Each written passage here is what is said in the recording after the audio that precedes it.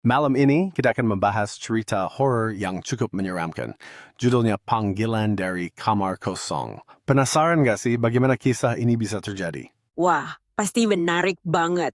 Panggilan misterius di tengah malam, ada yang mengawasi sampai ada penampakan. Serem. Tapi aku penasaran, kenapa ya selalu ada kejadian horor di bangunan tua? Ada teori nggak? Mungkin karena bangunan tua menyimpan banyak kenangan kan? Entah itu kenangan buruk atau tragedi masa lalu. Bisa jadi arwah yang terjebak di sana dan menunggu untuk disadarkan. Tapi kalau cerita ini sepertinya ada hubungannya dengan benda yang ada di kamar itu sih. Bantal? Kenapa bantal bisa sampai jadi pusat perhatian dalam cerita ini? Menurut cerita, si perempuan ini meminta bantalnya kembali. Bisa jadi itu simbol dari kenangan atau sesuatu yang tidak selesai di masa hidupnya. Dan ternyata, benda itu menjadi penghubung antara dunia yang satu dengan dunia lain.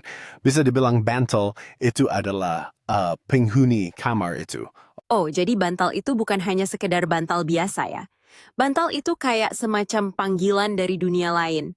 Bisa jadi si perempuan itu belum menemukan kedamaian, dan dia mencari bantalnya sebagai simbol untuk menyelesaikan urusannya. Tepat banget. Makanya bahwa setelah Rina mulai merasa aneh dan bantalnya berpindah-pindah, itu adalah tanda kalau sesuatu yang tak wajar sedang terjadi di sana. Bisa bayangin nggak, setiap malam terbangun dan merasa ada yang mengawasi. Itu sih, udah sangat mengganggu banget. Apalagi penampakan perempuan dengan wajah pucat dan mata kosong.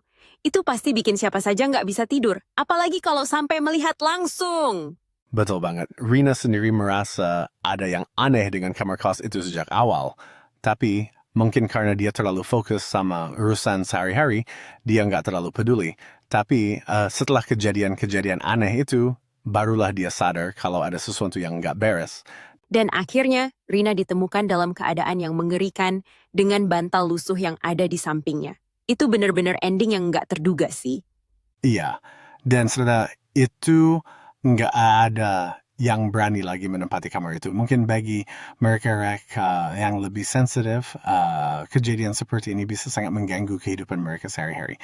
Mungkin ada yang bertanya-tanya, kalau ada benda seperti bantal itu, kenapa nggak dipindahin aja? Tapi ya, mungkin karena benda itu memang punya kaitan yang lebih dalam dengan arwah si perempuan.